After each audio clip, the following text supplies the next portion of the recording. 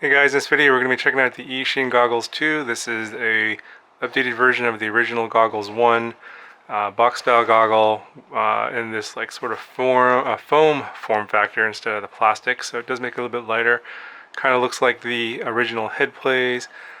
It has the 5-inch HD screen in here, so it's got the 1920 by 1080.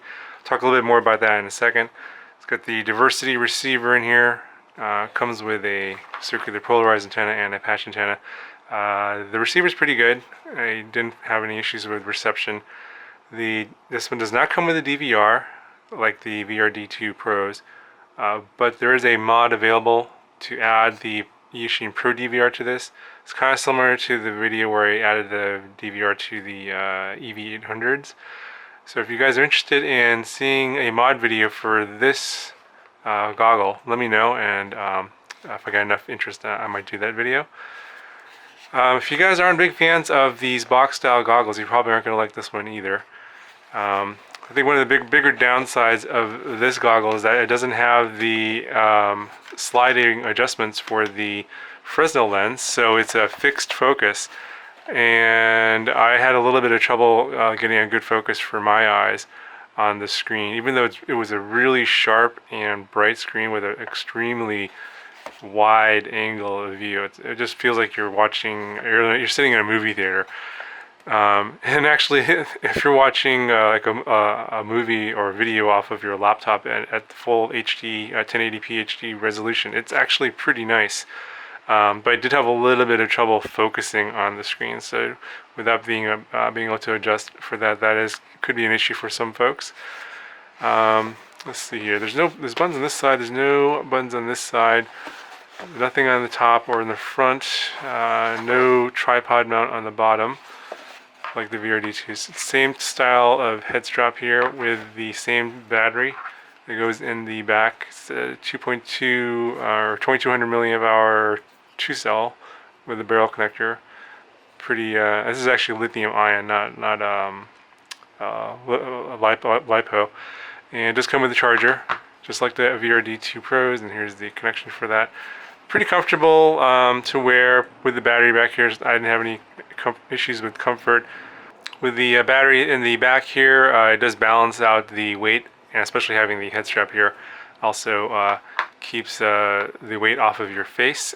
It does have good, nice foam padding and comes with a spare, so didn't have any issues with comfort in terms of my face.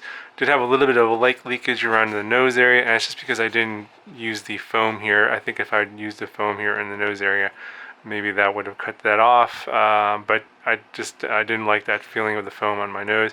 It didn't hit my nose with the foam off, so I thought that was better for me. This is lighter than the VRD2 Pros, even though they're bigger. It's because of the foam structure. And you can see that the size comparison between the VRD2 Pros and these, obviously the VRD2 Pros are smaller, and of course the VRD2 Pros have the sliding adjustable Fresnel lens and has the DVR, but it is a little bit heavier. I think it's about 20 grams heavier, so I don't know if the weight's a big deal for you, then this might be a better option if you feel like you can add the DVR to this one. Now in terms of the screen, as I mentioned before, it's a 1080p screen, high def, and it's a good thing and a bad thing in my opinion. If you're looking at high resolution content, so like if you're plugging in something on the HDMI here, or some maybe like over here on the AVN, maybe some DVD content, it looks really good on the screen. And I'll show you a little bit of some YouTube video that I was playing in 1080p on the screen. It looks really good. Now the issue is if you use really low resolution FPV cameras, like in the below 600 TV lines, and also like CMOS, then the really high resolution screen in here tends to show a lot of pixelation in your FPV feed that you wouldn't normally see in, say, like the VRD2 Pros or the VR07s, where the lower resolution screen doesn't really show that, because it kind of hides the fact that you're looking at really low resolution content. But this high resolution screen really shows the details of that video. So So to sort of demonstrate that, let me show you some pictures of a focus chart, and which will show some details of the different resolution cameras. And I used a Monster V2, which is a 1200 TV line camera, and that shows a lot of detail in the focus chart compared to say like just a picture of it, which is full high resolution. But then when you go to something a little bit lower resolution, like say a Micro Swift, that's 600 TV lines, then you lose a little bit of detail. It gets a little more pixelated, and it actually shows up more, it's more exaggerated in this screen than on say a lower resolution screen like an 800 by 480. And then if you're using like say one of the all-in-one micro cameras, which I fly a lot, those tend to show even more pixelation, and it gets even more exaggerated versus say a lower resolution FPV screen. So I would say that if you're flying lower quality FPV cameras, then you might not like the detail in the screen here, because it just shows so much detail. But if you're flying a really good camera like the Monster V2 1200 TV lines, or maybe even like the Connex system where you're plugging in directly from HDMI, you're gonna really like the screen, because it's very sharp, very bright. You can adjust all the controls very easily in terms of the contrast, saturation, etc., to exactly the way you like it. But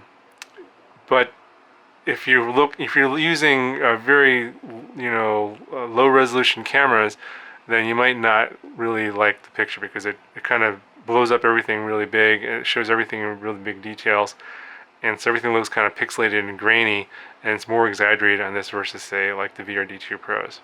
So at some point in the future, I'm going to do a goggle roundup between this and the VRD2 Pros, the VR07s. I have EV800s coming, or so the EV800Ds that'll be on the channel pretty soon, along with a couple of more Eachine goggles, the VR011s and I think the VR03, something like that. So after all of those review videos are out, then I'll come back to these and do a roundup and sort of give you an idea which ones I like and don't like, and they all come with sort of different features and sizes and such. If you're looking at just the Goggles 2 versus the VRD2 Pros, if you need the DVR, if you need the adjustable focus, definitely get that one, even though it's a little bit heavier. I think the receivers are pretty similar in both. The DVR is really good on the VRD2 Pros.